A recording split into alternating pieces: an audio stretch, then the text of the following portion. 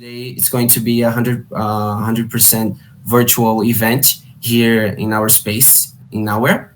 So we're going to have 7 talks today with some treasure hunt activations in between. So the first talk that we're having now is The Fabricant, Building a New Digital First Fashion Industry with Nirmala Shome, that is Head of Marketing and Growth at The Fabricant, and Gabi Burkoth, who is a 3D design specialist at Glow 3D Brazil. So thank you guys so much for being here, Nirmala and Gabi. And I'm going to pass the mic to them so they can start. Thank you so much, guys.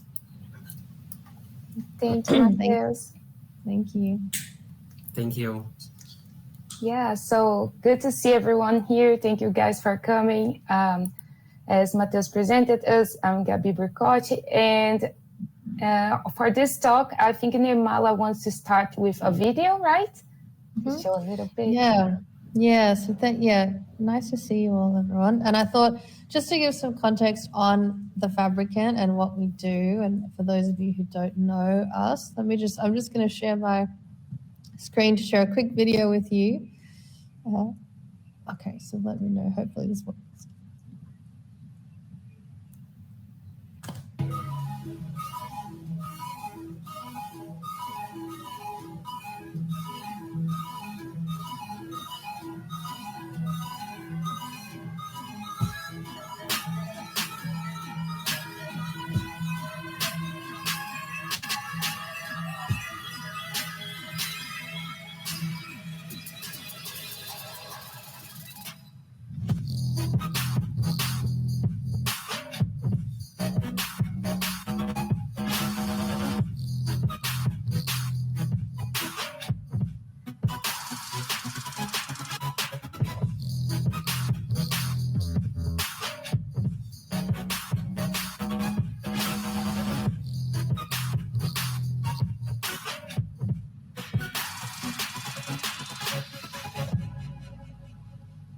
All right, I'm going to stop sharing.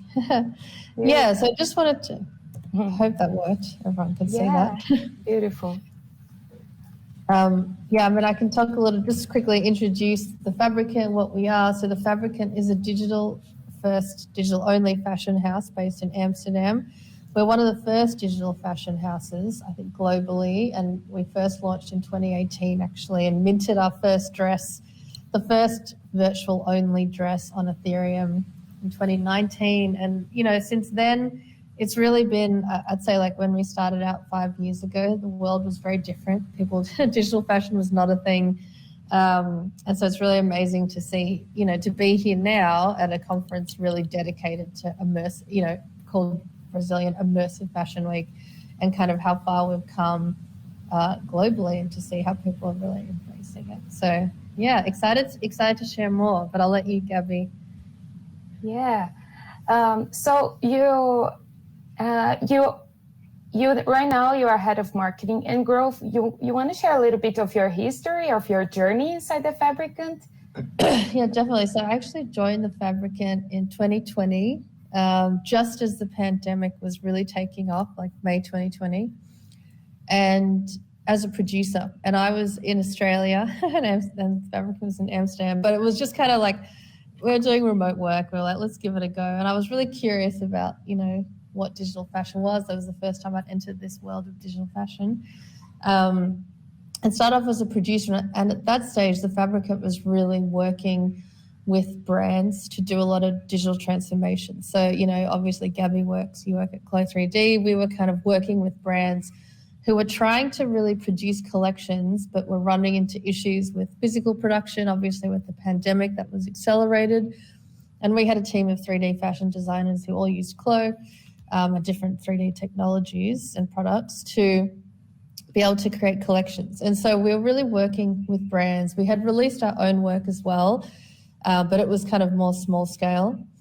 And at that point, brands were really interested from an internal point of view, just like prototyping, sampling, how can digital technology be used to help save, time, money, and like it just like presented a great opportunity for them internally to be able to produce collections much more efficiently.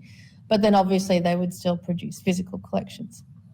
Now, the mission of the Fabricant, though, was always how can we just create digital-only clothing? So as the company transitioned from being like a service agency, I kind of transitioned from the role of being a producer to a product manager, where I helped launch our Fabricant platform, where you could actually come and, this is also when the Web3 world was really taking off and NFTs. So we actually launched a platform where you could come and mint an NFT, a digital fashion piece that you could own.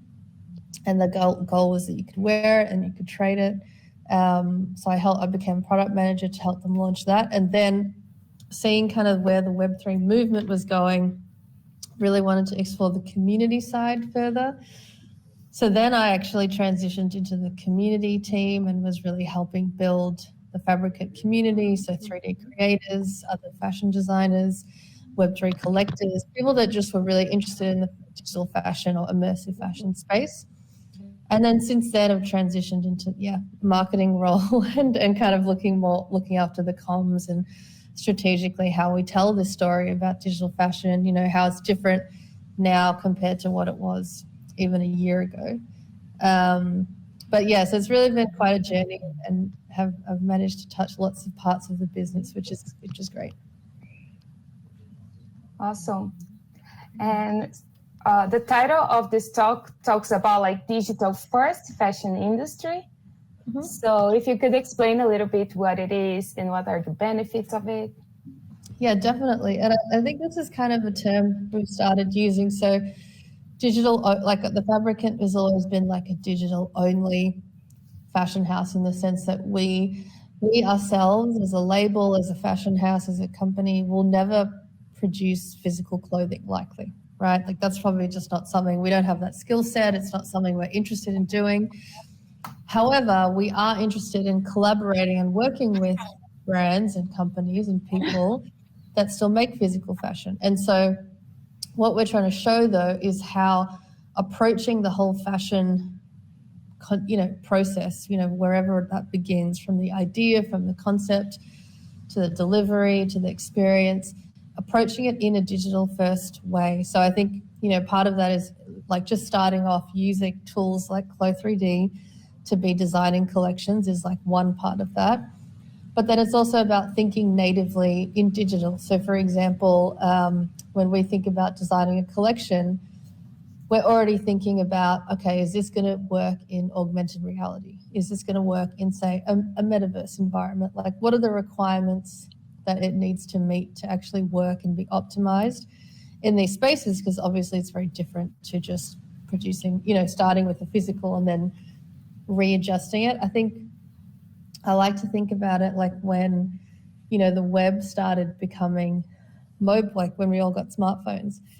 And there was that movement in web design that was like the mobile first or responsive web design. I almost feel like it's a little bit like that, in the sense that we need to now, when we think about designing fashion, how are we thinking about all the virtual use cases that come along with the physical? Because while it may still be small and niche now, those virtual use cases will actually become the dominant use cases in the coming years. And as the current, like the audience that's really comfortable with virtual fashion now are, very young. They're playing Roblox, they're playing games, but they're going to age out into the workforce and have the same expectations. And that's when I think we're going to see these like immersive workspaces, just like immersive daily life is going to be very prominent. And so, yeah, like we're preparing for that future, really. And I think all brands realize this and also want to prepare. So kind of thinking about fashion from this digitally first, digitally native viewpoint will help us kind of make sure we're taking advantage of the virtual environments and also the physical. Awesome. Yeah, and when we talk about like digital fashion, we are like still experimenting and figuring out what it will look like in the future. And I would like to understand and know from you if you believe that, like, what is the technology advancement that is most needed in order to take this digital fashion like to the next level, reaching out a more mainstream audience? Yeah, so I think like for a mainstream audience, there's definitely, I think the key thing that people ask, or when you think about fashion, you think about wearing. Yeah. And I think, like obviously that's kind of what it's all about, which actually I think will change a bit. But I think like for now, obviously wearing utility is the thing, right? So when people value fashion, the ability to wear it is a key part of how they value it. So in digital spaces, right, so augmented reality is one place where that can happen. Obviously, augmented reality tech on the face is really amazing. On the body, not so great.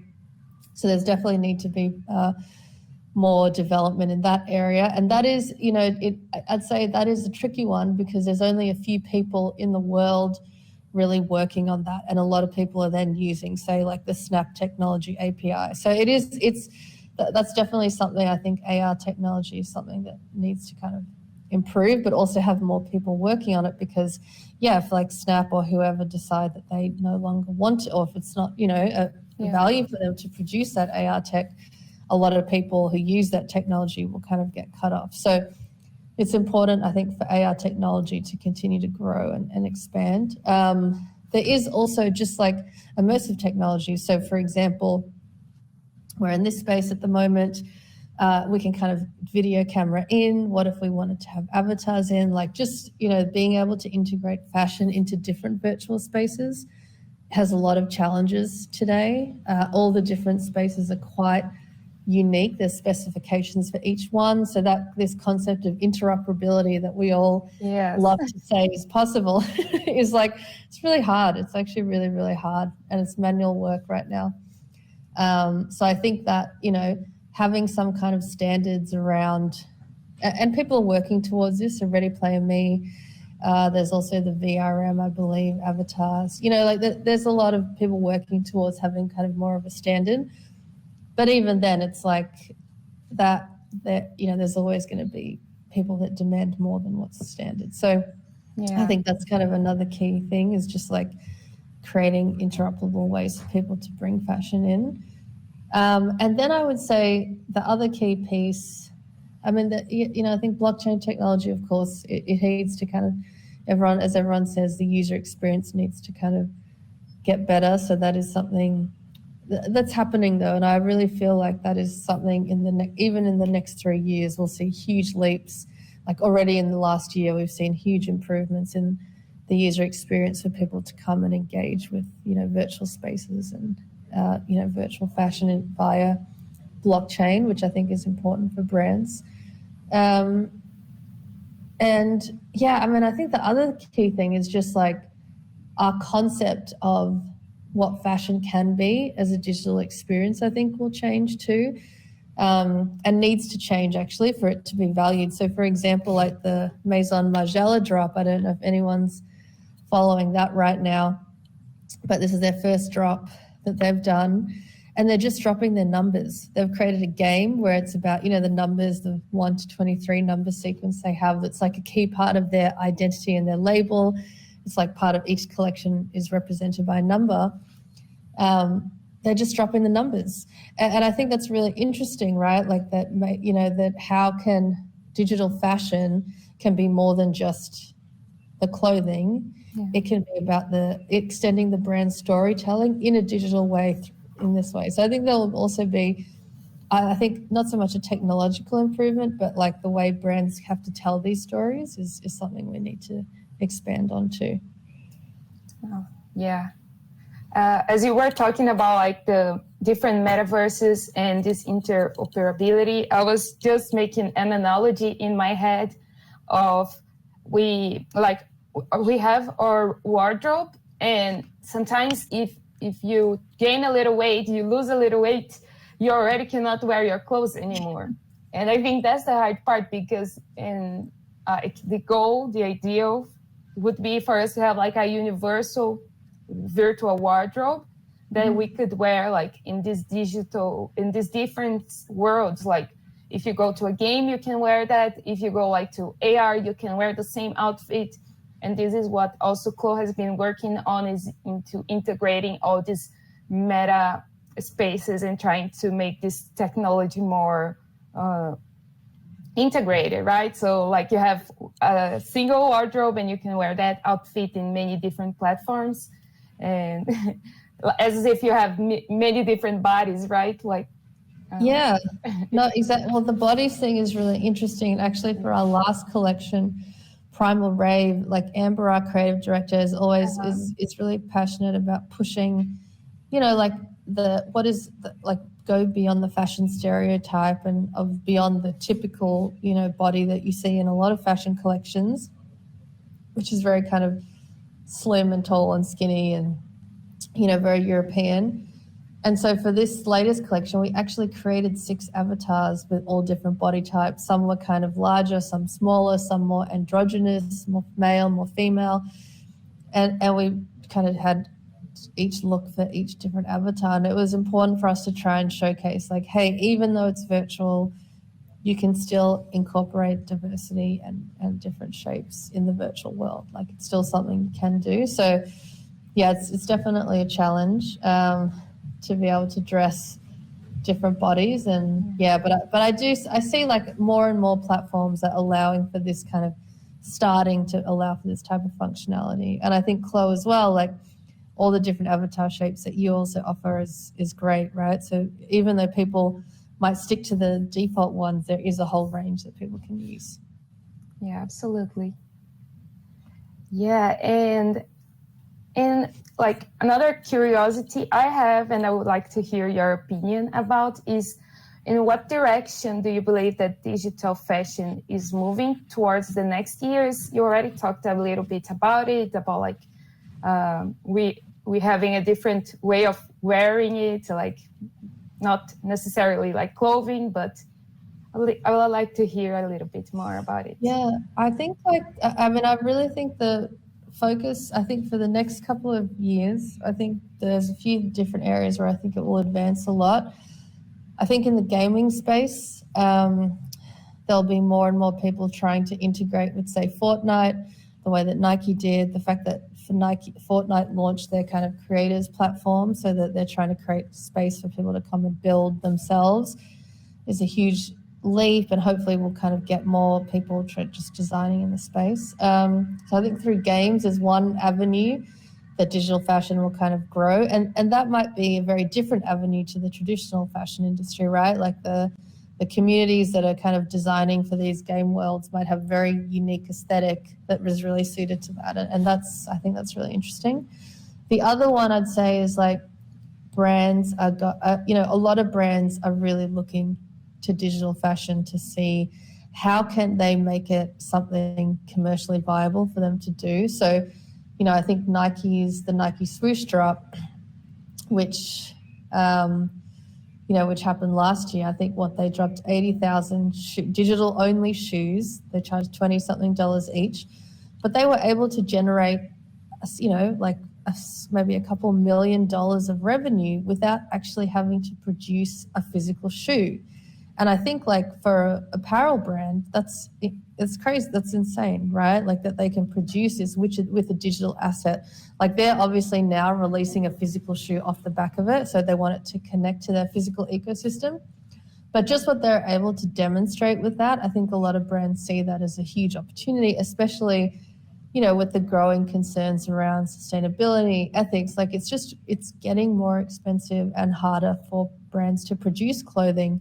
There's so many more restrictions. Consumers have, a lot more requirements around quality, and also just financially, like it's very expensive and wasteful. So if they can supplement their physical production with like a digital stream of revenue and digital products, that's a huge bonus for them. So I really see a lot of brands are going to be going down this path of trying to integrate a digital component to their physical collection and just experimenting. So I think the next year will still be very experimental, like the Margiela drop. It's going to be about storytelling, about gaming, immersive spaces, things like that, just to kind of see what works and hopefully find something that is commercially viable so they can actually roll it out and scale it and have digital be a part of their, what they offer.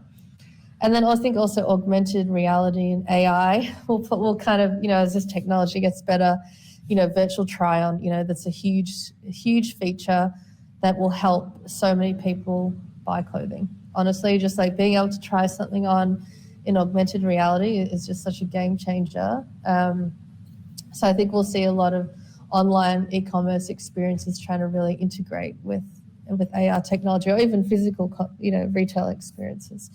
So yeah, look, there's a lot happening, and I think it's kind of interesting. Like, obviously, we're in a bull market with the NFT space, and the hype has died down. But I've actually seen so much innovation just in the last 3 months, even with what people are doing in the fashion space, that it's kind of like a nice time to just observe. And people are playing, people are experimenting to see what they can do and where they can take it. Yeah, absolutely. And my last question actually is another like curiosity. And I would like to know if you have a favorite user case of like a digital fashion experience that you've seen, and like ways that people are using, whether are NFTs or like AR filters, like something that you think it's really like. Yeah, I think like something that I think is really interesting is, so obviously I really love it when we could do a collection and we can have it in augmented reality and in the metaverse. And, so when we can actually fulfill that dream of interoperability, like that is really cool. It's very rare, but we've been able to do it a few times with Decentraland and spatial and augmented reality with some of our collections. So I think the interoperability is cool, but more than that, I think what is actually interesting is kind of what companies or brands like 9DCC are doing, where they're kind of integrating with NFC technology. So, you mint an NFT, so a digital asset, and that asset is linked to a physical item. So there's like a way to really track that physical item. But then the physical item has an NFC chip, so that if you go to certain events from the brand, or like meetups, or interact with other people that are wearing the t-shirt, you kind of gain these, experience points, and they have like a leaderboard. Like they're trying to really gamify the wearing part of it. And I think that's really interesting. Like, I think there's a lot you can do with that. And I think it's like also pushing what fashion can be, right? In the sense that it's like about, it's about the experience of wearing fashion beyond just buying it. So I'm really interested in any kind of, people that are kind of playing in that world as well, where they're pushing the boundary, like, social, like kind of making fashion a multiplayer thing, where it's like you buy the piece of clothing, but then it's like, that's when the game really starts type thing. So I think that's interesting. And then I think the other cool thing is anytime a label has done something where they've kind of given out 3D files. So obviously the Fabricant, we give out 3D files for a lot of our collections and do remix challenges, but Nike gave out 3D files, Artifact gave out their 3D files. Like, I think this is also really cool to see how companies are like giving out this IP and letting people create, because we're just helping create a new, the next generation of fashion designers that don't necessarily have to be going through, limited fashion schools. They can actually get on Clo, they can get on Marvelous Designer, they can do this stuff themselves. And I think that's really exciting. Brands that embrace that. Yeah, absolutely. Like this collaborative thing it's really strong from like the 3D world and like game design, but like it's pretty new to fashion. So I'm happy that more and more we are becoming more collaborative. Yeah. So I would like to open for questions. If anybody has a question, I think there's an option to raise the hand. Maybe Mateus can help me with that. Sure, Gabi, Sure.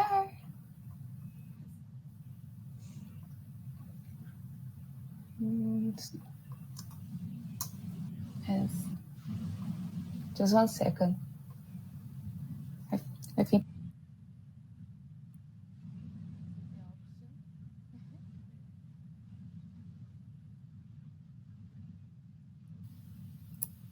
Thank you, Gabi.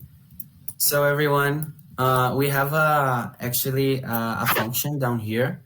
That's raise your hand on the bottom right corner. So if you want to ask any questions, you can raise your hand on this function.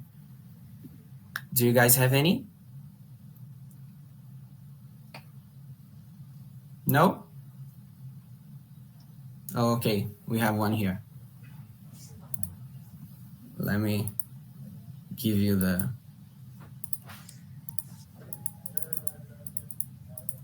Pass the mic? Yeah, please. Okay. Okay, I think I passed the mic. I did. Hello. Nirmala, how are you Hi. doing? This is Yolantis. Hi.